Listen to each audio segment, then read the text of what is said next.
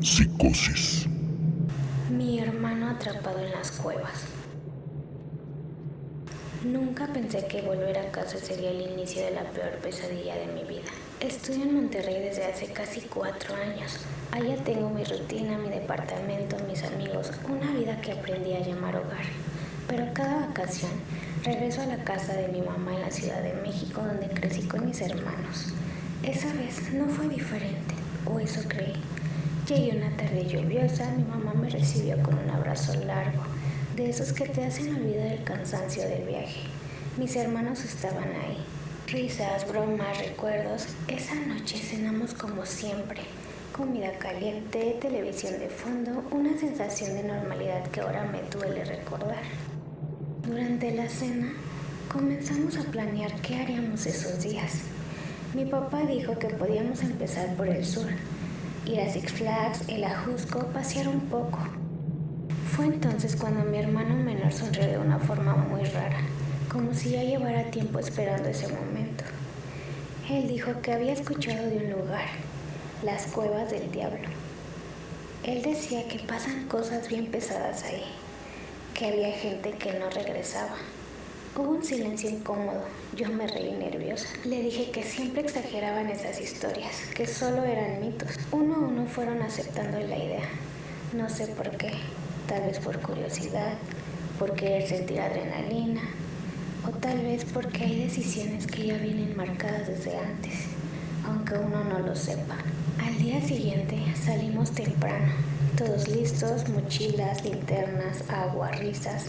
Cantábamos en el carro recordando canciones viejas como cuando éramos niños. El cielo estaba nublado, pero no parecía amenazar lluvia. Todo iba bien, hasta que el carro comenzó a fallar. Fue cerca de Topilejo. Primero fue un sonido extraño. Luego el volante se puso duro y el motor se apagó de golpe. El silencio que quedó después fue incómodo. Mi papá intentó encenderlo varias veces sin éxito. Y nos dijo entre broma, pero medio serio, esto es una señal. Un señor que pasaba se detuvo y nos ayudó. Mientras revisaba el motor, nos miró raro. ¿Para dónde van?, preguntó. Mi papá le respondió que íbamos hacia la Ajusco. El hombre frunció el ceño.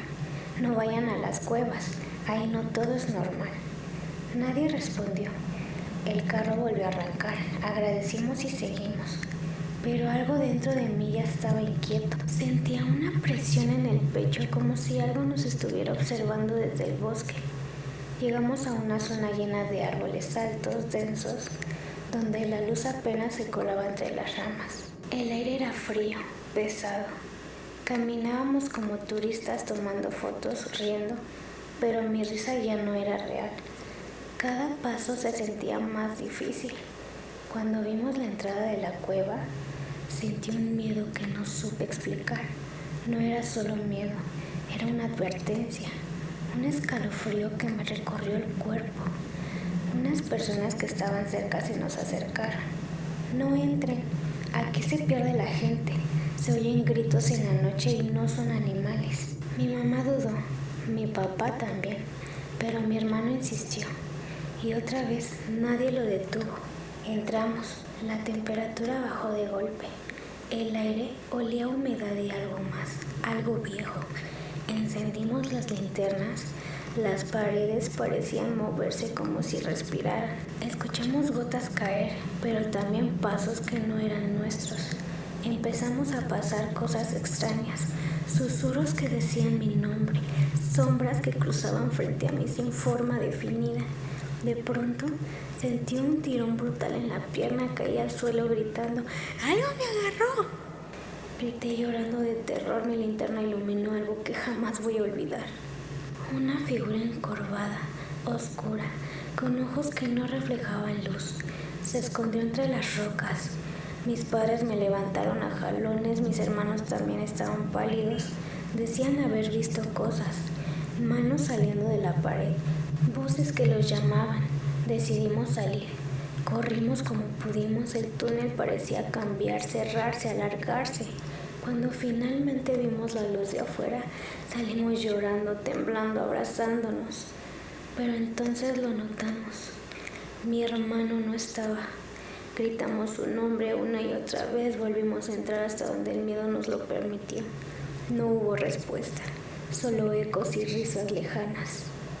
Llamamos a las autoridades, pasaron horas, llegaron rescatistas, entraron varias veces, no encontraron nada, ni rastro, ni mochila, ni huellas. Nos dijeron que era peligroso seguir buscando.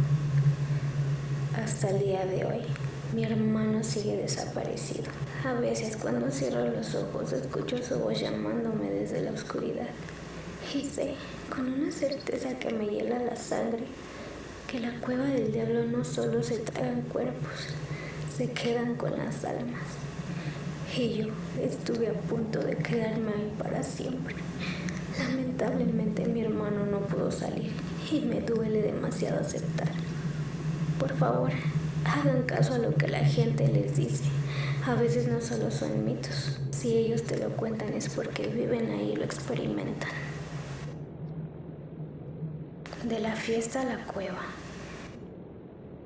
Me llamo Fernando y hay noches en las que todavía me despierto con el olor a tierra húmeda metido en la garganta, como si nunca hubiera salido de ese lugar. Todo empezó en una fiesta, una de esas reuniones grandes con música a todo volumen, alcohol barato y risas que se sienten forzadas. Estábamos Efraín, Gerardo y yo.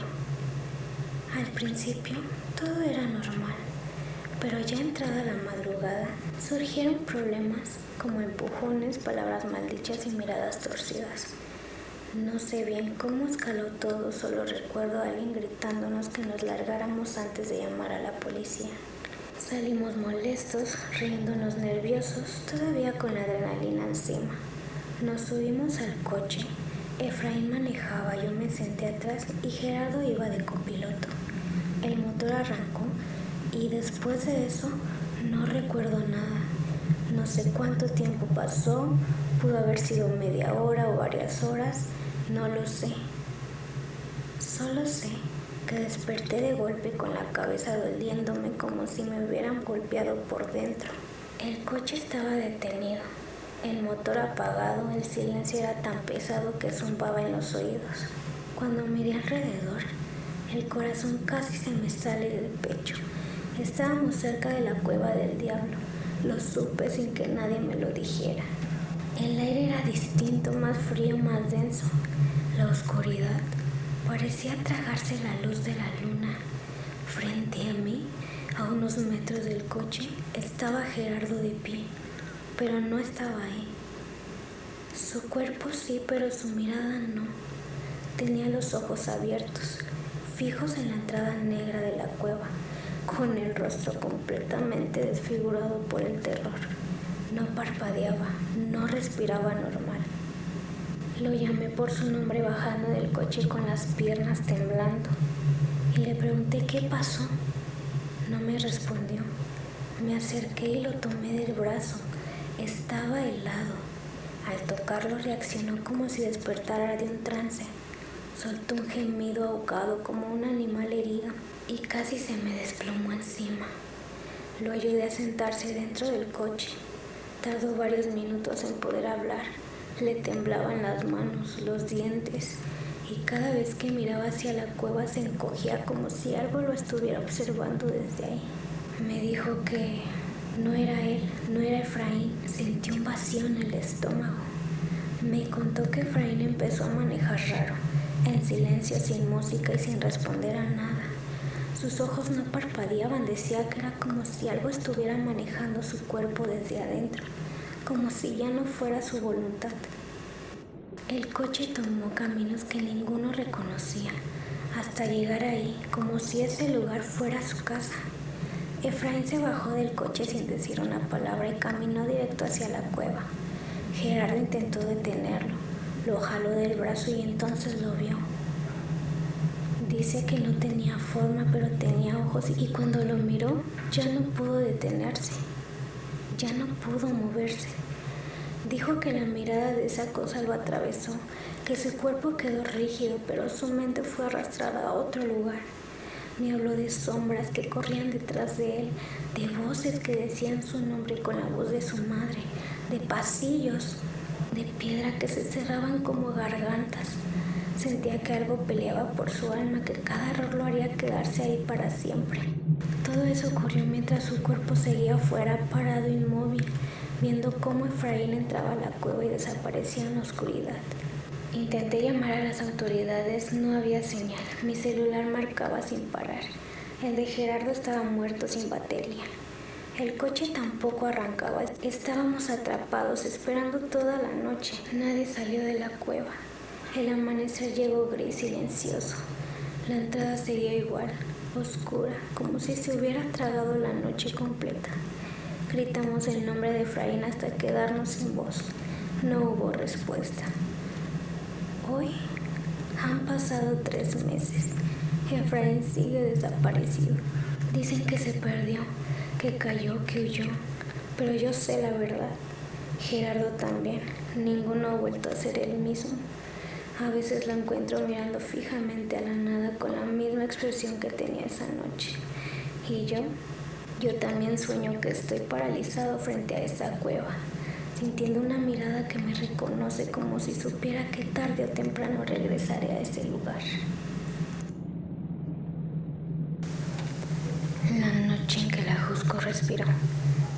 No creí en maldiciones hasta la noche en que la montaña empezó a respirar.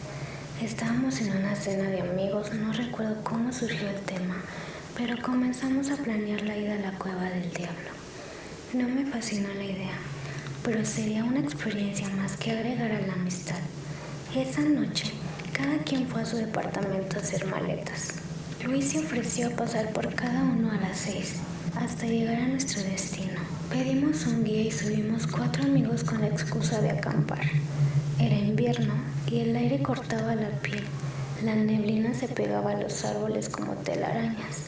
El guía local nos advirtió que no siguiéramos ciertos senderos, pero como siempre mi amigo Luis insistió. Todos los demás estábamos dudosos, pero decidimos seguirlo. El camino se volvió silencioso. No había grillos, no había viento, solo el sonido de algo. No sé cómo explicarlo, pero parecía que estaba inhalando y exhalando, lento, profundo, como un pecho enorme bajo la tierra. Ahí es cuando la vimos.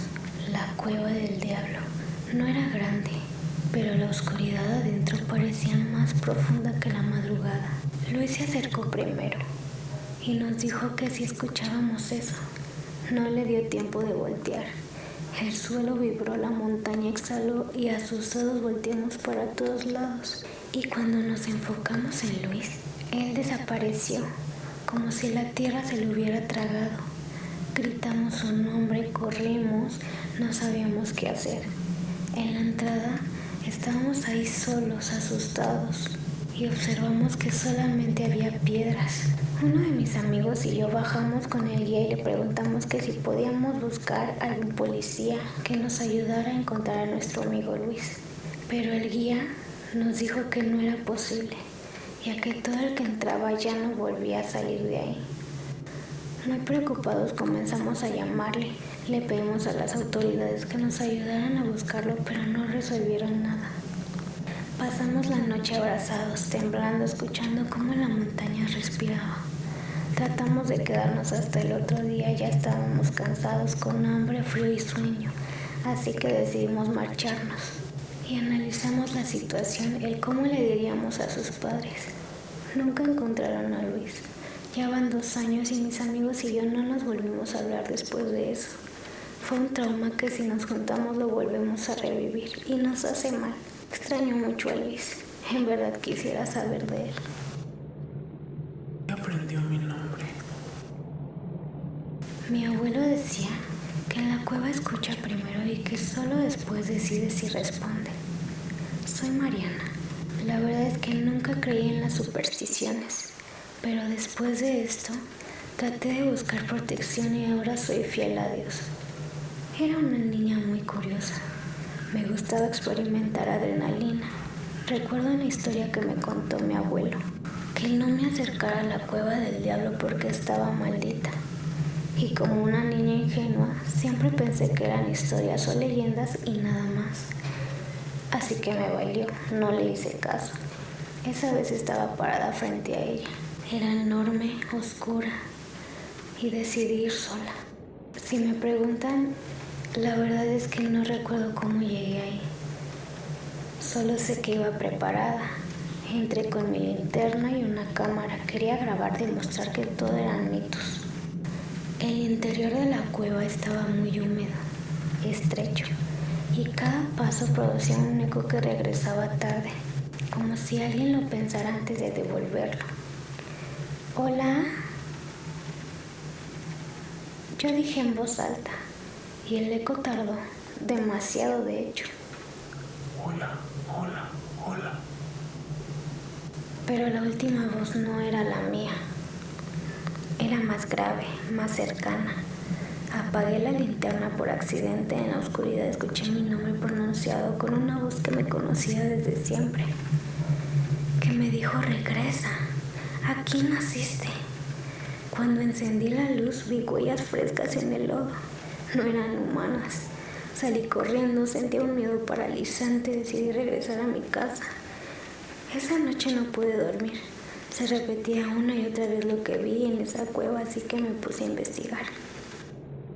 Y me di cuenta de que muchos testimonios dicen que cuando entras ahí ya no sales. En verdad que corrí con mucha suerte. Pero ahora que lo pienso, no tanta, porque en los días posteriores comencé a tener pesadillas. Hasta que 2 semanas después, durmiendo, sentí que mi alma se desprendió de mi cuerpo. Porque me vi dormida, pero algo me llamaba. Entonces, de un segundo a otro, estaba en la entrada de la cueva, sintiendo que algo me jalaba hacia adentro, pero por voluntad propia no entré, y solo me desperté porque mi abuelo me empezó a sangolotear. Vi a mi abuelito pálido, diciéndome que ya no estaba en peligro, que me amaba mucho y que buscara a Dios. Esa noche volví a despertar como si fuera un sueño tras sueño. Cuando en verdad desperté, mi madre me dijo la noticia. Mi abuelito había fallecido dormido, y muy en el fondo siento que dio su alma por la mía, y tengo temor de que él esté ahí abajo, pero Dios sabe por qué hace las cosas.